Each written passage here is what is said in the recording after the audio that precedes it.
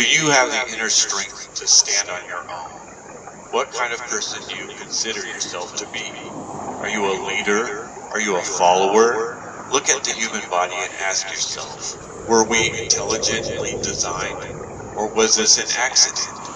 There can only be those options. On purpose is done by something that is alive. Now beyond that, you may refer to evidence.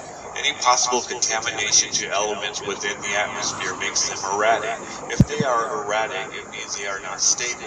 If they are not stable and can be modified, they are not useful as solid evidence. Any mathematical process of reversing current elemental properties as a stable and constant format are denying the fact that they are unstable and can be modified. So the thing that is considered as the reasoning why we must say that the case is the accidental relies upon unstable items which can easily be modified by outside factors. The problem with surface thinking is that it does not allow for going beyond the surface and using outside factors. Modern events that modify those elements are seen as factors, but they do not allow for the possibility that past events occurred which also modified those same elements.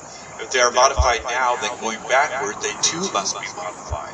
We cannot know what occurred to modify those properties, so you cannot use the same mathematical equation that applies to current circumstances. You have to alter it based upon material that you do not have to work with. So your mathematical equation lacks the proper adjustments that would be necessary, but are lost in time. Imagine if you altered mathematical equations based upon assuming. That is what is used as evidence to say that an accident created something so perfect and complicated. How could nature create the storyline involved in human reproduction?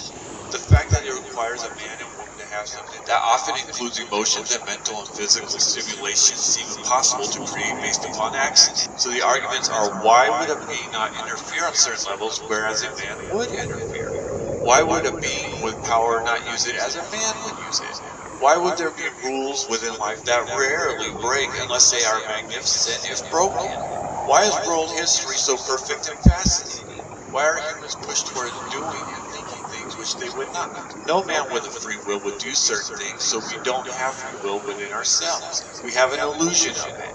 If God existed and created people, others destroying the life which he created would be destroying something which he crafted so much more complicated and precious than all other things. That life would be such a powerful thing in itself, and ones who give themselves such authority to destroy what he created so unique in each design, such a powerful force being life, and certain individuals give themselves such authority to destroy his precious creations. The blood is life.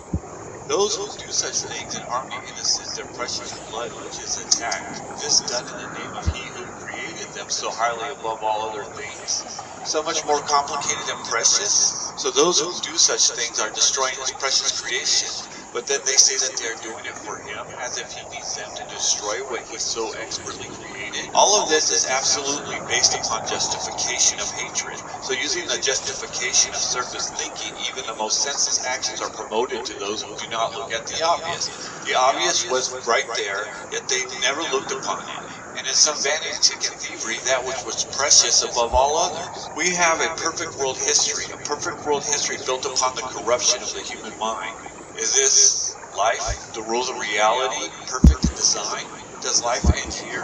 When you die, are you gone forever, or does life continue beyond that? Do the rules of reality continue? Do these rules make what is beyond magnificent?